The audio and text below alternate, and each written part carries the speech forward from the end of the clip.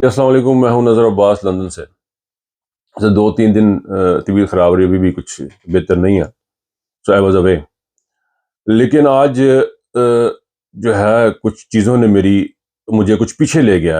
जो ना मेरे ख़्यालात, मेरा दिमाग स्कूल के ज़माने में और कॉलेज में के ज़माने में अपने वालिद साहब के साथ, कुछ ब्यूरोक्रेट्स और पुलिस अफसरान के साथ प्राइवेट महफ़िलों में कभी कभार बैठने का मौका मिलता था। तो वहाँ कुछ चीज़ें सुनने को मिलती थी, कुछ चौधरी बरादरान के बारे में। फिर कॉलेज में जब गए तो मुस्लिम लीग के बारे में, उस वक़्त फैसलाबाद की जो हालात थे एमएसएफ के, उनके साथ रहने का मौका मिला, देखा, चीज़ें देखी।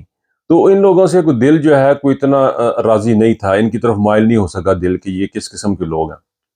आज ये चीज़ें जो है ना मुझे इसलिए याद आ गई कि आज 2 इंटरव्यूज़ थे जिन्होंने मेरी तवज्जो खींची। उनमें एक आसिफ अली ज़रदारी का था और एक मुन्ना सलाई का। ये बड़े पता नहीं आप लोग इसे कैसे देख रहे हैं, मैं इसे काफ़ी सीरियस देख रहा हूँ। उसमें से एक बयान था आसिफ अली ज़रदारी का कि मैं इमरान खान के मुकाबले में इलेक्शन लड़ूंगा।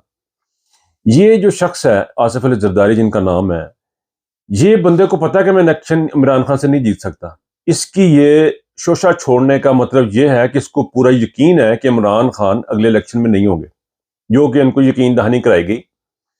और जो कि साबका जो मैनेजमेंट थी एस्टेब्लिशमेंट की, उन्होंने टीवी पे आकर कहा भी कि हमारी जो पॉलिसी है अदारे की, वो न्यूट्रल है।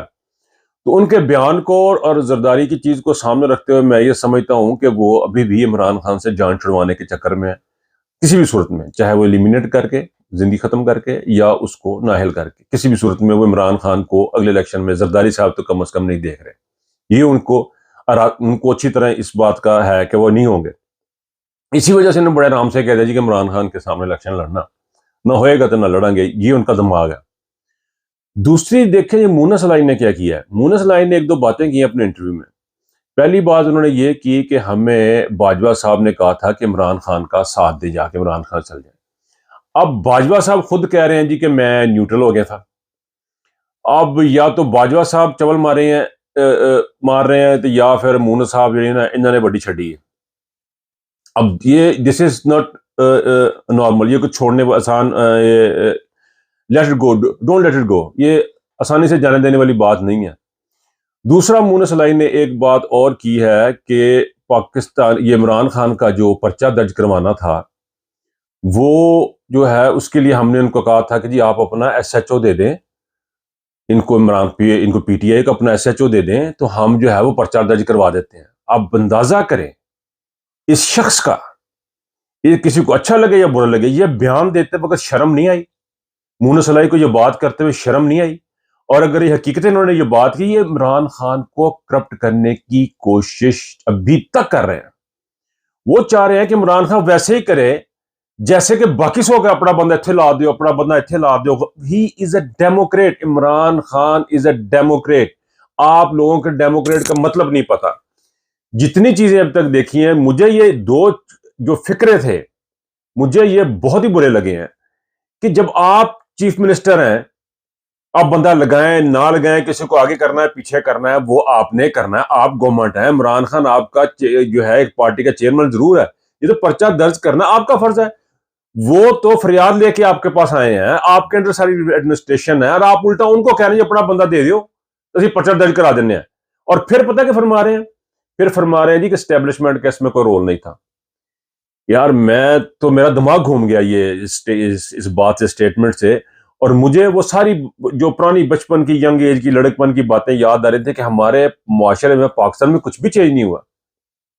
कोई भी चीज अपने सिस्टम पर नहीं चल रही है, हर चीज धोत धांसली चलेगी।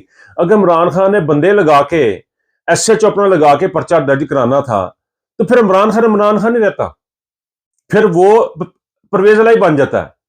वो बंदा जो है वो नवाज शरीफ बन जाता है। अगर इमरान खान अपना ही बंदा लगा के और अपने ही पर्चे दर्ज करा रहा है, अपने ही काम करवा रहा है, अपने बंदे लगा के अपने काम अगर इमरान खान ने करवाने हैं, इमरान खान से कुछ मिस्टेक्स हो गई हैं, उसका ये मतलब नहीं है कि इमरान खान आपके जैसा बन गया।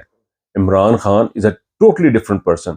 और ये दो चीजें जो हैं, जो मैंने फील की हैं, मैंने देखी हैं, ये पाकिस्तान को किसी और तरफ लेके जाना चाह रहे हैं। ये पाकिस्तान, मुझे नहीं लग रहा इन चीजों से कि कोई बेहतरी होती नजर आ रही है। मेरी अब आने वाली इस्टेब्लिशमेंट से और पाकिस्तान में आने वाले वक्त में यही उम्मीद है कि let the Pakistan grow. Let the Pakistan grow, let the system grow.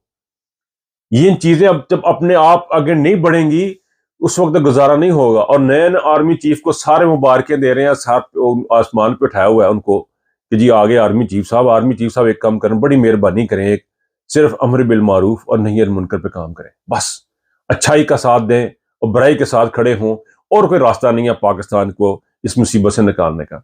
और आखिरी जो रास्ता है वो है इलेक्शन। वो बाय हुक और बाय क्रुक आपको इलेक्शन में जाना। अगर आप इलेक्शन में नहीं जाएंगे ये चीजें इसी तरह बद से बदतर होती जाएंगी। और जो कुछ मैंने अभी काफ लीग की तरफ से जो वाइब्स आ रही हैं, जो उनकी तरफ से मैसेजेस आ रहे हैं, वो पॉजिटिव नहीं है। पाकिस्तान इस तरह आगे नहीं बढ़ेगा। और एक जो रसूल पाक की हदीस है ना कि आपसे पहले बड़ी कौमें बर्बाद हो गई सिर्फ इस वजह से कि वो बड़े का साथ देते थे और छोटे को कुचल देते थे, वो सच हो जानी है। ये कौम भी बर्बाद ही हो जानी है।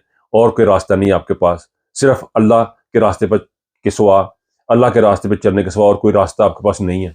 हम भी बर्बाद होंगे, ये कौम भी बर्बाद होगी और खत्म हो जाएगी, फिर आने वाले आकर सर्च करेंगे।